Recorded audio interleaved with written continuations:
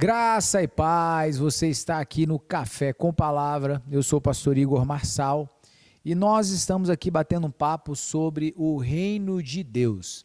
Se você não é inscrito no canal, se inscreva, ative aí as notificações e acompanhe conosco aqui o nosso papo sobre a Palavra de Deus. Vamos lá, nós estamos conversando nesse vídeo, nessa série toda sobre o reino de Deus, mas esse vídeo nós vamos começar a falar um pouco sobre de que maneira a palavra ela nos orienta de como a prioridade do reino de Deus, que prioridade o reino de Deus deve ter em relação à nossa vida como um todo, outros alvos e objetivos, enfim, qual é o nível ou em que lugar o reino de Deus ele deve estar no ambiente da prioridade. Bom, o texto óbvio que vai nos apontar aí um discernimento sobre esse é o texto de Mateus, capítulo 6, verso 33, que diz assim a palavra do Senhor: buscai assim, em primeiro lugar, o reino de Deus e a sua justiça, e todas essas coisas vos serão acrescentadas. Bom, é importante fundamentar aqui que o contexto dessas demais ou outras coisas é aqui falada por Jesus, e ele está dizendo sobre vestimenta, sobre comida, sobre bebida, seria o básico, né, o elementar da vida para uma sobrevivência, enfim, né, equilibrada e tudo isso daí. Então ele está dizendo que todas estas coisas elas serão acrescentadas, ou seja, não vai faltar o que comer, não vai faltar o que beber, não vai faltar o que vestir, porém o reino de Deus ele tem uma prioridade, certo? Então, quando entendemos sobre os balizadores da entrada no reino, que nós já falamos nos vídeos anteriores, né? Você acompanha aí, depois de você terminar de assistir esse aqui, você assiste os outros. Fica nítido a importância, tá, em relação aos aspectos da vida natural. Bom, a gente já começou a identificar isso pelos próprios princípios e fundamentos que norteiam a entrada neste reino, a participação efetiva nesse reino. Logo, a sua prioridade é alta, né? É uma coisa que está linkada à outra. Então, sendo assim, vemos a importância de Jesus, que Jesus, né, tem e dá a esse aspecto, acerca do lugar de prioridade que devemos dar às anuências, né, do reino, tendo em vista que falamos de algo que tem um efeito na eternidade, né? Ainda que Jesus não está dizendo que essas coisas elas não têm o seu valor, ele não está dizendo que essas outras coisas não têm a sua importância, que elas não têm a sua relevância, elas têm, tá? O que o Senhor está nos escalando aqui é um pensamento de ordem de prioridades. Então, não é porque uma coisa tem mais prioridade do que outra coisa, tá, que uma não é importante. Ela tem a sua importância, ela tem a sua relevância, ela tem enfim, todo o seu aspecto. Porém, o que ele está colocando é que existe uma ordem entre elas aí. As necessidades aí mais elementares de um ser humano passam por esses ambientes: alimento, vestuário, não é? E Jesus explana aí em seu ensino que essas coisas o Pai tem tido aí cuidado para suprir na vida daqueles que creem nele. E o que não deveriam pôr absolutamente nada como empecilho para se dedicar à conquista desse reino e da sua justiça. Então, o ponto primordial que eu entendo que Jesus está querendo trazer para nós, não é dizer que os elementos básicos da vida não têm importância nenhuma. O que ele está dizendo é: o Pai sabe que vocês precisam disso. Ele conhece as suas necessidades, ele conhece as nossas necessidades. O que ele está querendo, de fato, deixar muito fundamentado para nós é que essas prioridades, ainda tem algo que está acima delas. E quando eu entendo e me dedico a isso, automaticamente o Pai ele vai revelar todo o seu cuidado sobre nós. Ainda sobre a questão dos aspectos temporais, naturais do mundo, tá? Que poderiam aí trazer um determinado, não concorrência, mas acabar nos mostrando, nos dificultando o entendimento acerca da prioridade do reino. Existe outro texto em Lucas, capítulo 9, verso 60. Esse texto de Lucas 9,60 aqui em diante, nós vamos ver até o 62 aqui, ele vai apontar para a gente um ambiente de muito confronto entre as questões do âmbito natural e as questões do âmbito eterno. Olha, vamos ver bem o conflito aqui. Vamos lá, verso 60. Na verdade, vamos fazer o seguinte, vamos ver um pouquinho antes aqui, ó. Capítulo 9 de Lucas, vamos começar aqui do 58, deixa eu dar uma olhada. Olha lá. Do 57. Quando estavam andando pelo caminho, uma pessoa declarou a Jesus: eu te seguirei por onde quer que andares. Mas Jesus lhe replicou: as raposas têm suas tocas e as aves do céu têm seus ninhos, mas o Filho do Homem não tem onde repousar a cabeça.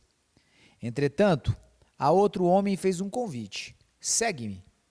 Ele, contudo, argumentou: Senhor, permite-me ir primeiro sepultar meu pai. Todavia, insistiu Jesus: deixa os mortos sepultarem os seus mortos, tu, porém, vai e proclama o reino de Deus. Outro ainda lhe prometeu: Senhor, eu te acompanharei, mas deixa-me primeiro despedir-me dos meus familiares. Ao que Jesus lhe asseverou: ninguém que coloca a mão no arado e fica contemplando as coisas que deixou para trás é apto para o reino de Deus. Bom, é nítido aqui o peso do conflito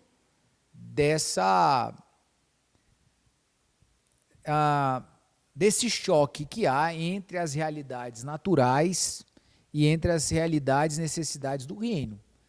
Aqui, só de ler, já é um texto chocante, né? Um dos que nos deixa assim meio atônicos, né? Da maneira com que Jesus ele fundamenta algumas coisas. Então, primeiro ponto aqui, Jesus ele vai falar com alguém que ele convidou e essa pessoa lhe disse, né? Olha, deixa eu ir sepultar o meu pai que morreu. E a resposta de Jesus é: deixa os mortos sepultarem os mortos, você vai e proclama o reino de Deus. Veja bem, nós estávamos falando inicialmente de, vamos dizer assim, de aspectos muito mais elementares, comida, bebida, vestuário. Talvez a gente já fica meio assim, uau, isso é forte. Mas ainda assim a gente consegue entender uma certa... digamos, um sacrifício possível, vamos dizer assim, né? Não, tudo bem, eu não preciso ficar me preocupando com aquilo que eu tenho, com aquilo que eu vou ter. Se eu buscar o reino, se eu buscar isso, o Senhor vai cuidar de mim. Mas, e agora, hein? Esse homem, esse possível discípulo, ele argumenta com Jesus algo extremamente íntimo, algo extremamente emocional. Era o momento de despedida do pai que havia morrido. Olha, eu vou lá sepultá-lo. E o Senhor lhe diz que não, que ele não deveria ir, que ele deveria deixar os mortos sepultarem os mortos. Se a gente for um pouquinho mais profundo e ousado, a gente poderia dizer que Jesus foi um tanto indelicado até, não é, com aquele momento que aquela pessoa estava passando. Mas veja bem, deixa eu dar o outro exemplo aqui, porque eles fazem parte do mesmo princípio. Para o outro, que queria se despedir né, dos seus parentes. Bom, se Jesus não deixou o primeiro nem sepultar o pai, é deixar visitar, né?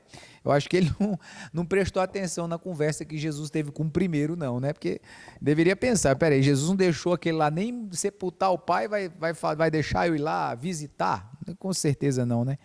E Jesus dá uma palavra interessante para ele também, da mesma linha, né? Bem dura. Ninguém que coloca a mão no arado e contempla as coisas que deixou para trás é apto para o reino.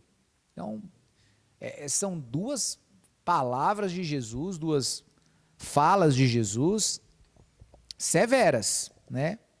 Então, assim, o caminho aqui se estreita um pouco mais. Mas Jesus expõe que nada nessa terra pode ser distração quando o assunto é a proclamação do reino. O que Cristo está nos ensinando aqui? Talvez que um sacrifício temporário vale uma recompensa eterna. Olhando a intensidade de Jesus em toda a sua vida, a intensidade que ele aplicou desde o momento em que ele teve que deixar a glória, teve que deixar o seu trono e vir para cá, ele demonstra uma intensidade muito grande, e ele demonstrou isso em vários momentos.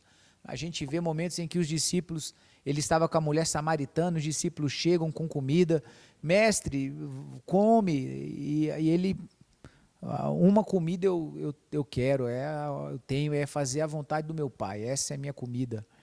E em outros momentos em que Jesus era questionado sobre os trabalhos que ele fazia no sábado, o dia do descanso do judeu, ele respondeu, meu pai trabalha até agora e eu trabalho também. Então, era muito intenso Jesus, né?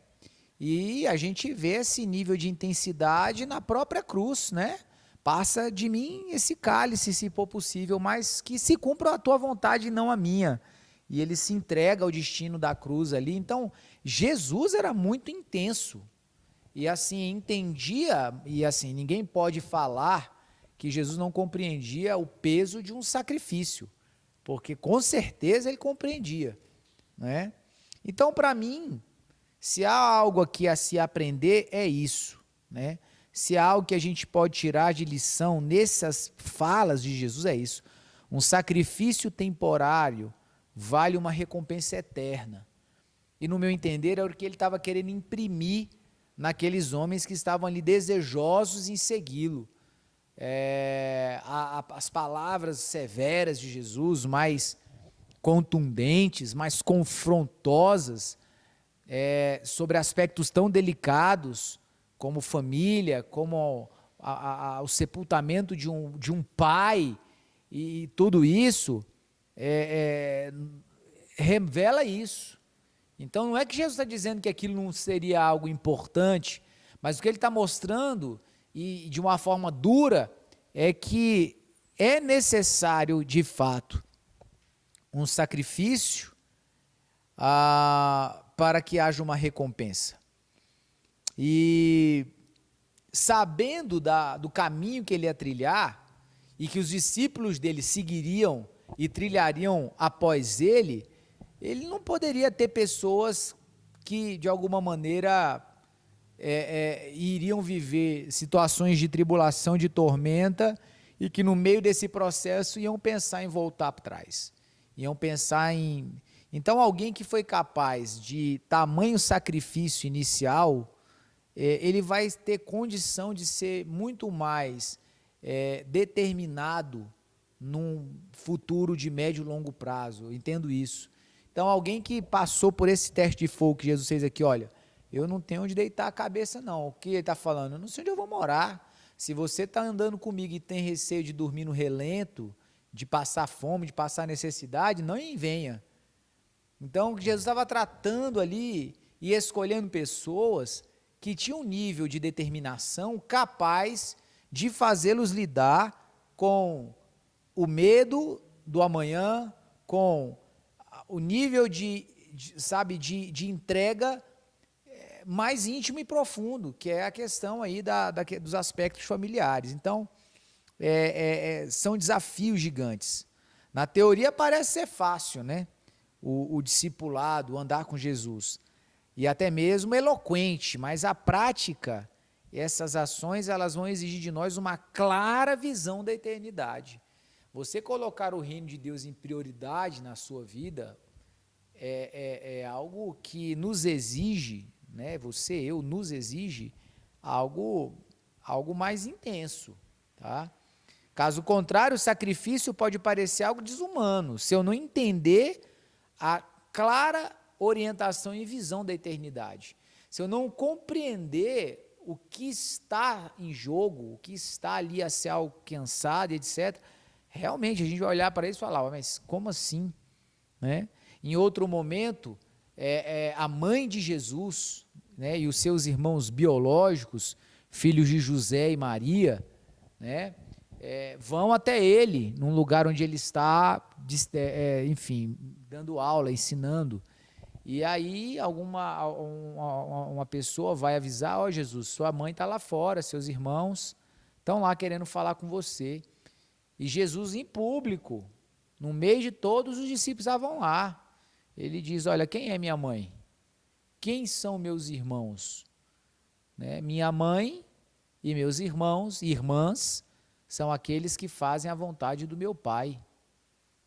Então, talvez ali Jesus mostrando um pouco da sua chateação nessa fase incrédula dos seus irmãos e pelo que aparenta ali até da própria mãe dele, né? E ele dá uma palavra dura, né? Enfim, mas é isso, é a intensidade. Então a palavra-chave para nós aqui é essa: um sacrifício temporário vale uma recompensa eterna. Essa talvez seja a frase aí para que nós guardemos isso dentro do nosso coração de uma forma real. Então, assim, perceber o que esse reino proporciona e o que ele nos dará acesso, os desafios ficam bem menores quando comparados com o que há de ser revelado. Quando eu olho para a eternidade, quando eu olho para aquilo que está por vir, os sacrifícios temporários que a gente precisa fazer com o objetivo de priorizar o reino de Deus, eles caem na balança. Eles nem chegam perto a se igualar, eles caem. Então, o que Jesus estava querendo implantar neles era a visão da eternidade. E ele estava checando isso. Então, como que ele faz para checar isso? Vendo-se a disposição que aquelas pessoas estavam seguindo, ele tinham em fazer renúncias sacrificiais de aspectos naturais. Então, fica para nós a pergunta, o quanto nós estamos dispostos a sacrificar, né? De forma voluntária, evidentemente, mas algo que realmente nos custe, por discernimento da eternidade. Então, é uma pergunta que pode nos fazer talvez cair na mesma crise, no mesmo confronto que esses discípulos aqui passaram. Talvez o que vai ser questionado para nós não é o sepultamento de um pai, não é despedir-se da sua família para algo da qual o Senhor te envia, ou o receio do amanhã. Podem ser outros aspectos, mas a pergunta não muda. O quanto, né, nós estamos dispostos a sacrificar pela revelação que nós temos da eternidade. Isso vai falar um pouco sobre a verdade que há em nós sobre o entendimento de eternidade que nós temos, né? Então, fica aí esse ponto para pensarmos e refletirmos. Amém? Então, que Deus abençoe sua vida grandemente e a gente se vê no próximo vídeo da nossa série, O Reino de Deus Inabalável.